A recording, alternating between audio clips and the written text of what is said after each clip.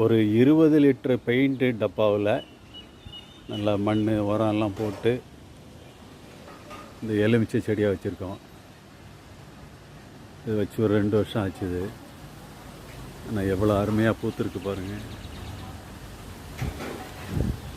சின்ன பிஞ்சு கூட அதில் தெரியுது. பிஞ்சு பூ அவ்வளோ மனம், மல்லிகை மனம் மாதிரி இந்த பூ நல்லா மணக்குது. இதோட சேர்ந்து ஒரு தக்காளியும் வளர்ந்துக்கிட்டுருக்கு, ரொம்ப அருமையாக வளருது. இது நாங்கள் வந்து காம்பவுண்ட் வாலில் வச்சு பேரப்பட்டு வாலில் வச்சுருக்கோம்.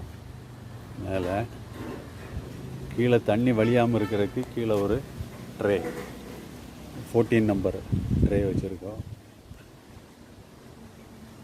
இது மெயின்டெனன்ஸில் ரொம்ப ஈஸி, களைப்புல் வராது. சின்ன சின்ன இது வந்தாலும் நம்ம பிடுங்கி எடுத்துடலாம், ஈஸியாக பிடுங்கி எடுத்துடலாம். அதனால் செடிகளுக்கு பாதிப்பு இருக்காது. தண்ணி ஊற்றுறது ரொம்ப ஈஸி.